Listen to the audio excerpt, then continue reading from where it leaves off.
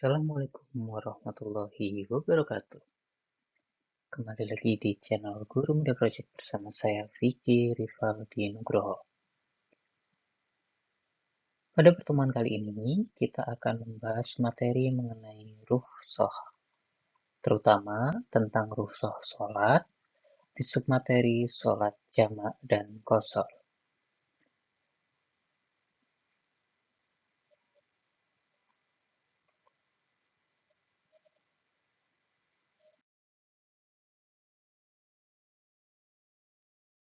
Sebelum memulai pelajaran, marilah kita berdoa bersama agar pembelajaran pada kali ini senantiasa diberikan keberkahan oleh Allah Subhanahu wa taala dan ilmu yang kita dapatkan menjadi ilmu yang bermanfaat.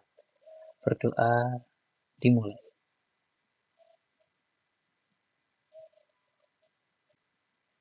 Berdoa selesai.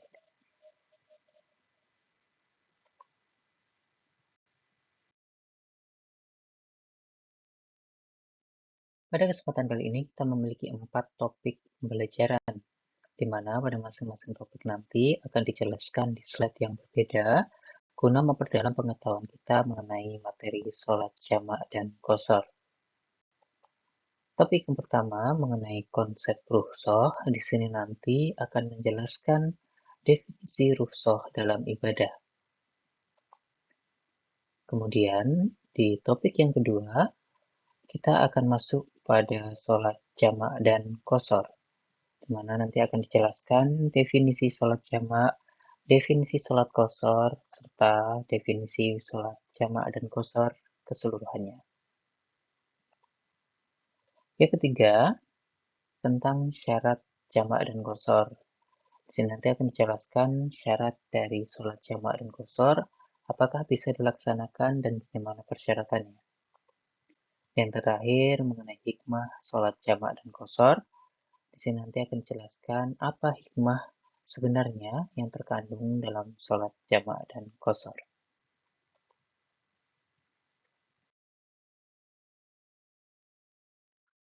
Baik, kita akan masuk pada materi yang pertama mengenai sholat jamak dan qashar, yaitu di materi rukhsah. Apa itu rukhsah? Mungkin dari kita sebenarnya sudah tahu, rukhsah itu ada, namun kita tidak mengerti definisi dari rukhsah itu apa. Sebagai contoh, kita sering sekali bisa tidak mengerjakan sholat tepat waktu, atau mungkin tidak melaksanakan puasa, atau mungkin yang lainnya terkait dengan ibadah tanpa tahu bahwa yang kita lakukan itu bagian dari rukhsah. Rukhsah secara bahasa memiliki arti keringanan atau kelonggaran, dan secara istilah, rukhsah diartikan sebagai perubahan hukum dari hukum asalnya karena sebab tertentu dengan tujuan untuk memperingan atau memberikan kemudahan. Dengan rukhsah, keringanan diperoleh oleh manusia untuk melaksanakan ketentuan Allah pada keadaan tertentu. Nah, dari sini bisa kita simpulkan bahwa rukhsah bertujuan untuk memberikan keringanan atau kelonggaran, terutama dalam ibadah. Contoh yang nyata mungkin di sekitar kita, saat kita sholat berjamaah, ada beberapa jamaah yang sudah lanjut usia tidak melaksanakan sholat dengan keadaan berdiri, namun sholat dengan keadaan duduk. Nah, itu termasuk dari rukhsah di dalam sholat. Dan juga nanti di puasa mungkin ada beberapa orang yang tidak melaksanakan puasa. Sebagai contoh, ada wanita yang sedang haid, kemudian ibu yang hamil, ibu yang menyusui, orang sudah lanjut usia yang tidak kuat lagi puasa. Nah, di situ juga termasuk bagian dari rukhsah. Hukum rukhsah adalah al-ibahah, yang artinya diperbolehkan karena kebutuhan atau keterpaksaan. Hal ini sesuai dengan penggalan redaksi pada Quran Surat Al-Baqarah ayat 286, yang artinya Allah tidak membebani seseorang melainkan sesuai dengan kesanggupannya. Dia mendapatkan pahala dari kebajikan yang dikerjakannya dan dia mendapatkan siksa dari kejahatan yang diperbuatnya. Dengan demikian, rukhsah itu memang sangat-sangat diperbolehkan, dan bahkan sebagian ulama itu menghukumi dengan sunnah. Bahkan sebagian lagi ada yang menghukumi dengan wajib. Karena apa? Karena sudah memenuhi persyaratan. Persyaratan berupa keterpaksaan atau keadaan darurat yang menyebabkan dia harus mendapatkan rukhsah atau keringanan.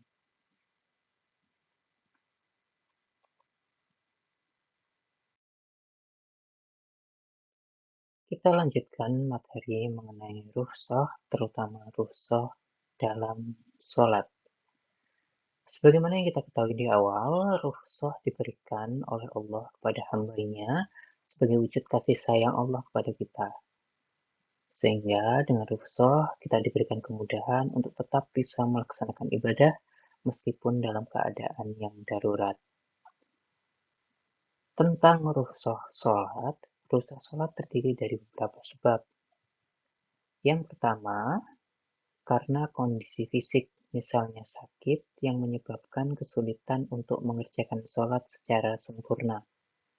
Sebagai contoh, mungkin ada beberapa saudara kita sesama muslim yang usianya sudah lanjut, tidak bisa mengerjakan sholat dengan keadaan yang sempurna, berdiri bagi yang mampu sesuai dengan rukun sholatnya.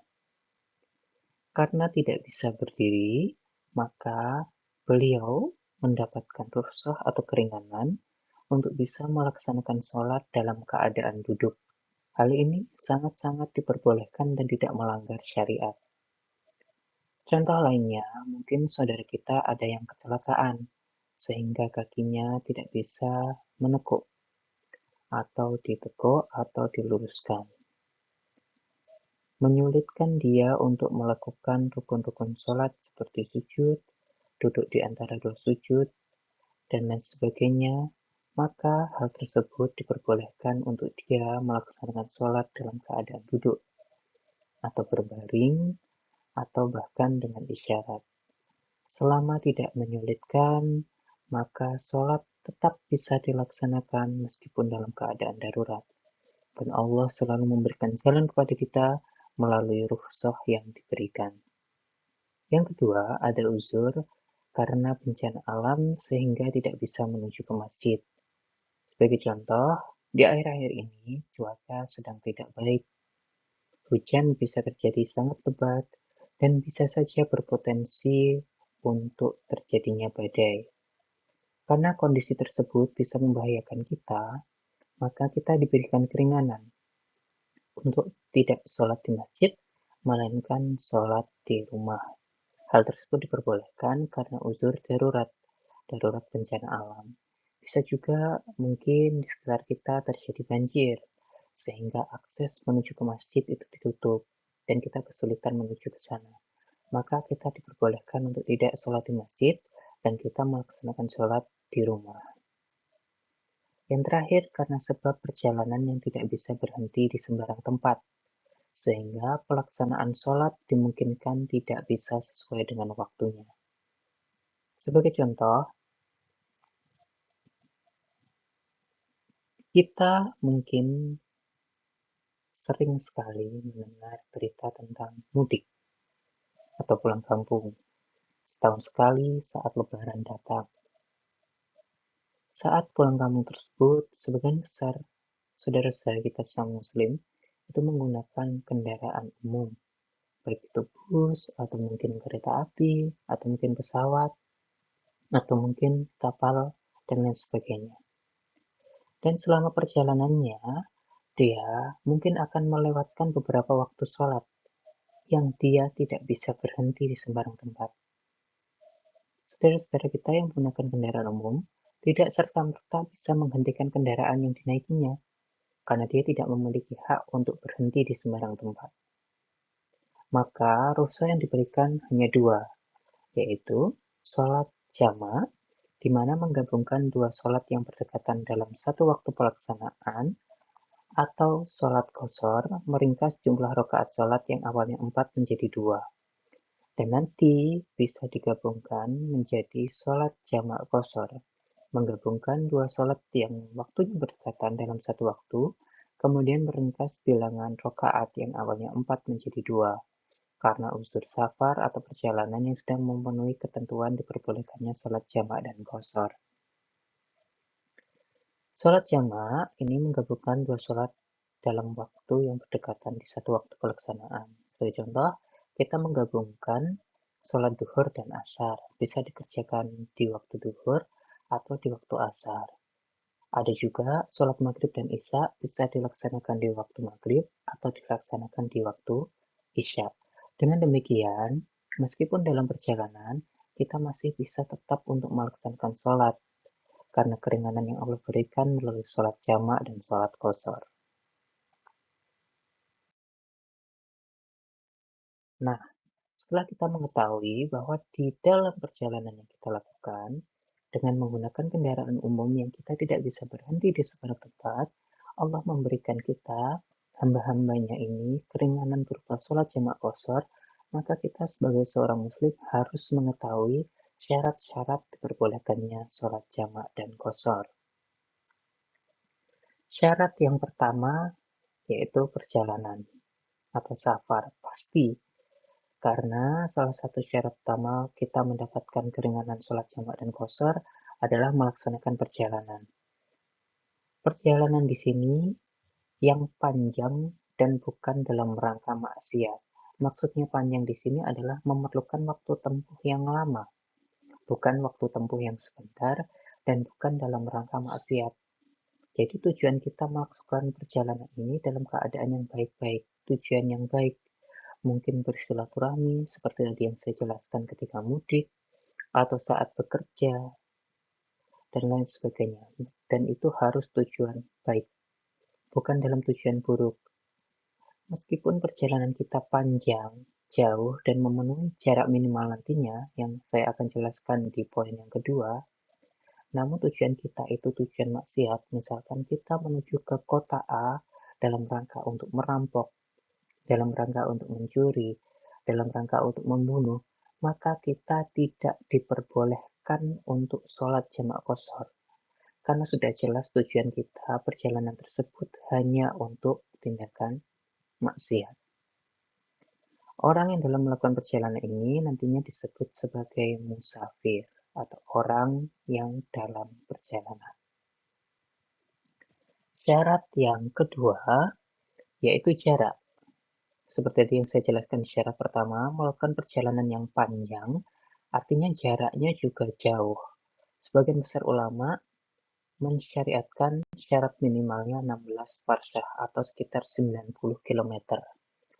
Dari titik keberangkatan sampai nanti titik tujuan itu minimal 90 km. Dan kita perjalanannya sekali lagi bukan dalam rangka maksiat dengan tujuan baik. Yang ketiga, tentang syarat jamaknya. Sholat jamak yang boleh dijamak hanya duhur dengan asar dan maghrib dengan isya. Kita harus sama-sama tahu dan memahami bahwa sholat jamak itu memiliki pasangan, tidak serta-merta bisa dipasangkan secara sembarangan. Sholat duhur hanya boleh berpasangan dengan asar. Sholat maghrib hanya boleh berpasangan dengan isya. Maka kita tidak boleh memasangkan sholat duhur dengan maghrib, sholat asar dengan isya, karena sudah terjeda dengan waktu. Lalu Pak, bagaimana jika waktunya tidak terputus seperti sholat isya dan sholat subuh? Itu juga tidak diperkenankan, karena pensyariatan sholat jamak hanya di waktu yang berdekatan, sholat duhur dengan asar, sholat maghrib dengan isya. Yang keempat, tentang syarat qashar. Yang boleh diqashar hanya sholat yang 4 rakaat, seperti sholat duhur, sholat asar, dan sholat isya. Maka kita tidak boleh mengqashar sholat maghrib, yang jumlahnya 3 rakaat. Keringanan ini, keringanan qashar, itu diberikan oleh Allah kepada kita, hambanya, untuk memperingan. Dengan demikian, sholat yang awalnya 4 rakaat hanya kita kerjakan 2 rakaat. Namun, pahalanya tetap sama seperti saat kita melaksanakan 4 rakaat. Karena apa? Karena kita mendapatkan uzurnya, karena kita mendapatkan daruratnya. Darurat apa tadi? Darurat perjalanan. Yang terakhir tentang syarat imamnya. Dilarang bermakmum pada orang mukim, harus bermakmum pada orang-orang yang sama-sama melakukan perjalanan. Ini penting sekali. Maka ada beberapa kasus kita yang sedang dalam melakukan perjalanan hendak sholat jamak atau qashar atau jamak qashar, tidak ada makmum atau kita memilih makmum dari orang mukim dan itu tidak diperkenankan. Sebagian besar ulama mensyariatkan kita harus bermakmum pada orang yang musafir. Karena apa? Orang mukim itu tidak memiliki hak untuk melaksanakan sholat jamak qashar. Rukhsah jamak qashar hanya diberikan kepada musafir. Dan jika kalau kita itu ingin sholat jamak qashar berjamaah, maka imamnya juga harus dari seorang musafir. Sebagai penekanan di bawah, sholat jamak dan qashar hanya boleh dilaksanakan ketika sudah memenuhi kriteria di atas. Tidak boleh digunakan dengan sembarangan tanpa memenuhi syarat yang sudah ditetapkan. Ini penting sekali. Ketika kita sudah diberikan keringanan oleh Allah, maka kita gunakan sebaik mungkin. Dan jangan menyalahgunakan keringanan tersebut ketika kita memang tidak memenuhi syarat-syaratnya. Kita sampai pada submateri yang terakhir, yaitu tentang hikmah rukhsah salat jamak dan qashar. Hikmah yang pertama, kasih sayang Allah sebagai kemurahan Allah kepada hambanya yang sedang bepergian. Kita harus tekankan sekali lagi dan mengimaninya, bahwa Allah memiliki Asmaul Husna Ar-Rahman Ar-Rahim, yang Maha Pengasih, yang Maha Penyayang. Salah satu bentuk kemurahan Allah sebagai wujud kasih sayangnya kepada kita hamba-hambanya adalah kita diberikan rukhsah, kita diberikan keringanan dalam beribadah, khususnya rukhsah jamak qashar pada yang sedang bepergian. Yang kedua, motivasi, mendorong umat Islam untuk melaksanakan sholat dalam keadaan apapun. Meskipun kita dalam keadaan yang sempit, dalam perjalanan yang melelahkan, sholat tetaplah sholat yang menjadi kewajiban kita sebagai umat muslim. Maka kita harus termotivasi. Jika Allah sudah memberikan kemudahan kepada kita, kita tidak boleh menyia-nyiakannya. Kita harus bersyukur dan tidak boleh kufur atas nikmat yang diberikan oleh Allah Subhanahu wa taala. Ketiga, bukti. Bukti apa? Bukti Islam adalah agama yang mudah dan tidak memberatkan setiap pemeluknya. Ini sudah sangat jelas. Rukhsah diperuntukkan kepada kita umat muslim, diberikan oleh Allah kepada kita hamba-hambanya dalam rangka memudahkan kita dalam beribadah karena darurat yang kita miliki.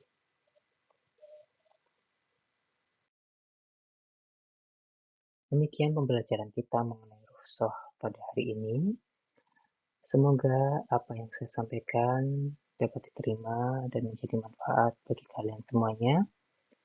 Dan semoga kita senantiasa diberikan kemudahan, senantiasa diberikan rasa syukur dalam hati kita, dan dipertebal iman kita, sehingga kita patut bersyukur sekali sebagai umat muslim, kita diberikan keringanan dalam beribadah. Bukti Allah sayang terhadap kita sebagai hambanya. Sebelum kita mengakhiri pembelajaran pada hari ini, marilah kita berdoa bersama agar pembelajaran yang kita lakukan pada hari ini diberikan kemanfaatan berupa ilmu yang bermanfaat. Kita tutup dengan bacaan doa bersama. Berdoa dimulai. Selesai. Demikian pembelajaran pada hari ini. Saya mohon maaf apabila selama menyampaikan materi ada salah kata maupun perbuatan yang tidak menyenangkan. Saya akhiri, ihdinas syiratal mustaqim. Allahumma fiqh ila aqwamit thoriq. Assalamualaikum warahmatullahi wabarakatuh.